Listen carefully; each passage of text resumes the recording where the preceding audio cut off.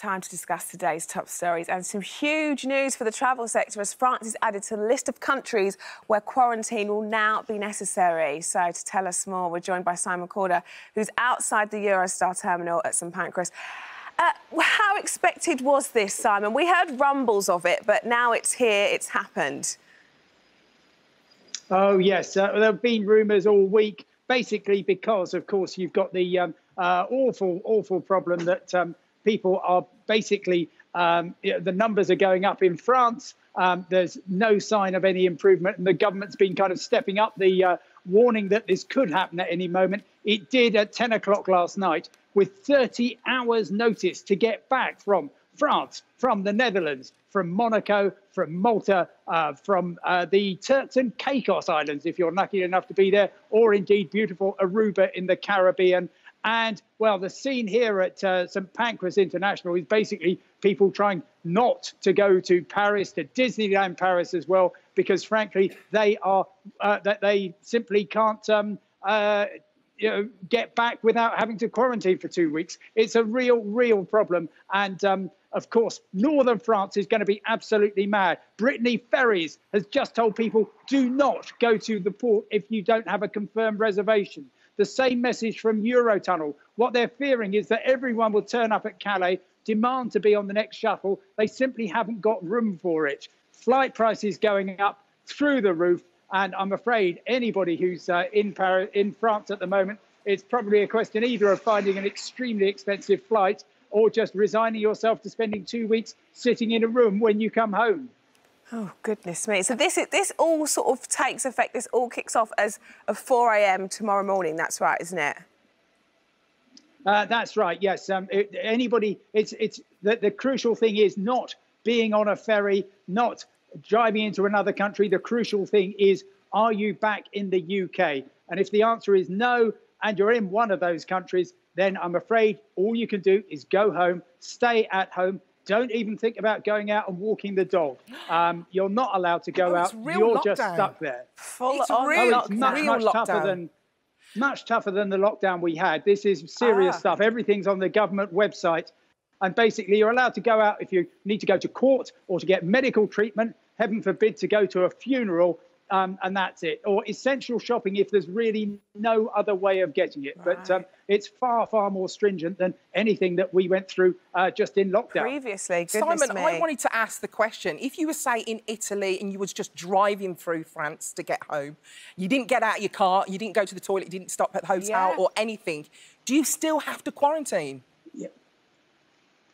The rules are, again, on the government website, it's absolutely strict. Yes, you can go through a country in transit if you don't stop. If nobody gets in the car, nobody gets out. There is no interaction whatsoever. So that means no picking up hitchhikers, of course. Then the idea will be, yes, you can do that. But it's pretty tricky. The nearest point from any foreign country, I reckon, is Aachen in Germany.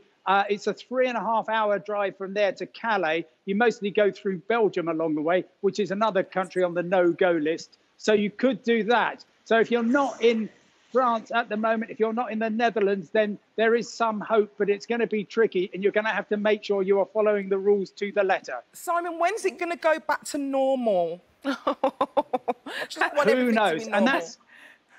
Well, of course, or the new normal. We just want things to settle down. Of course we do. But I'm afraid the travel industry is in utter disarray with what I call a martini menace. Anytime, any place, anywhere, suddenly we can have quarantine imposed without much warning at all. And that doesn't encourage future bookings, of course. So, no, it's an absolute mess. I mean, I'm guessing that probably by September things may have settled down, but I'm certainly not booking anything. And I fear the same will be going for an awful lot of other people. Absolutely, it's a terrible time to be a traveller, terrible time to be in the travel industry. Well, it is indeed. Thank you very much, Simon. Thank you. Send you lots of love. We're also joined now by Nicola Thorp, who's here in the studio, and Gyles Brandreth. I mean, nightmare summer holidays continue, Nicola. This has just gone into, I mean, craziness now. It is. So many families will be panicking about getting back to the UK by 4 a.m. tomorrow. But it's not just that, it's what happens afterwards for the families who can't get back. You know, for 2 weeks, as Simon was saying, it's a much stricter lockdown. We're talking, you're not supposed to even leave your house to go shopping unless you don't have anyone else who can do it for you. Yeah. But I was wondering, who's going to even endorse that? Who's going to watch Who's that? enforcing it? We don't know.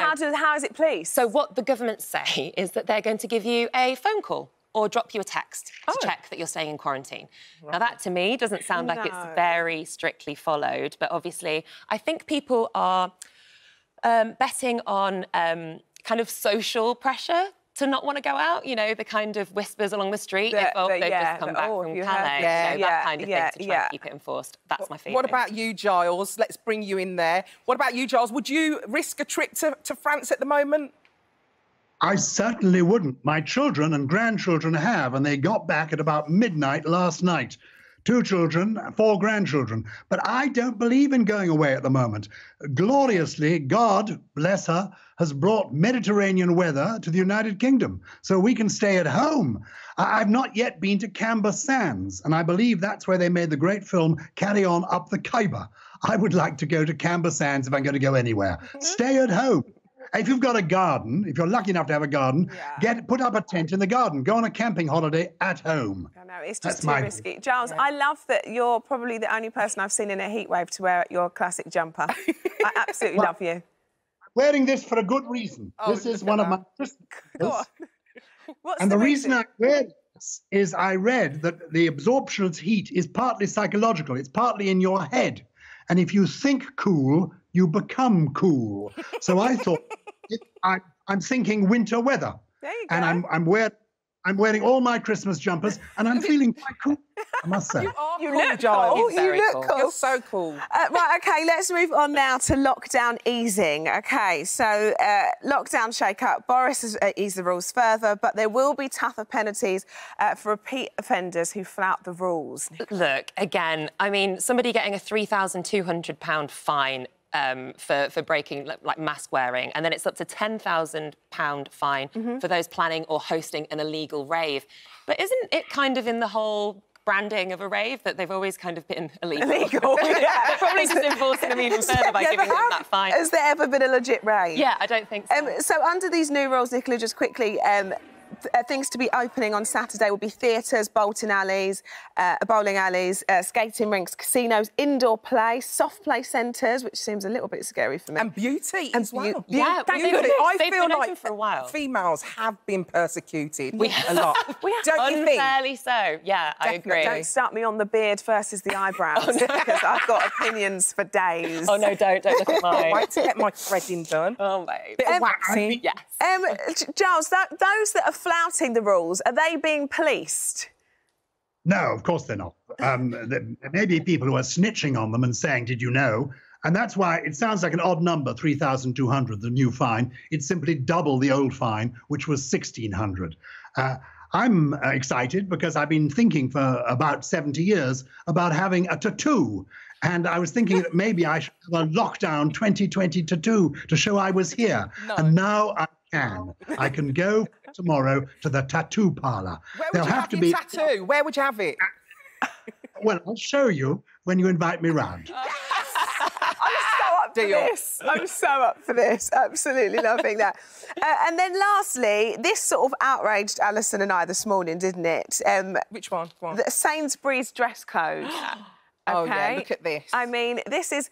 So, essentially, what's happened is an angry shopper in Sainsbury's has accused Sainsbury's of sexism after being asked to pull her shirt over her shorts because a male customer complained.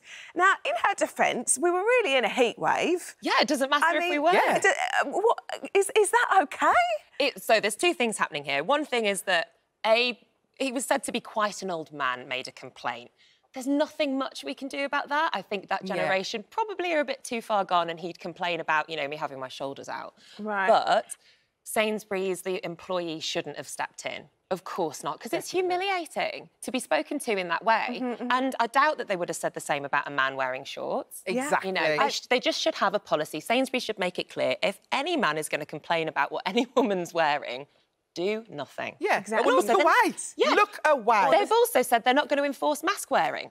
Oh. Well, there you go. And also, same rule for everybody. Yes, if she can't wear shorts, they're not going to have a partner, there we go. Exactly. Same rule for everybody. Can we just finish up on this story? Because it's warmed my heart. OK, go on. Oh, this poor man, he's a little old man. He was on his mobility scooter and he took a wrong turn in and he ended up on the motorway, bless him. This is him going through the bridge. Don't worry, he was looked after. The police looked after him. Gyles, what do you think? Would that ever happen to you? That is me. What do you mean? Is that you, babes? I can see the jumper now. Yes. There's that Christmas jumper. Once in Monaco, which I couldn't go to now because it's been shut down, I went into a supermarket wearing my shorts and T-shirt and found everybody else was naked. It was a nudist shop. So old people can make mistakes all the time. I'm constantly on the motor getting lost, walking into nudist shops, fully clothed. Life is very difficult after a certain age.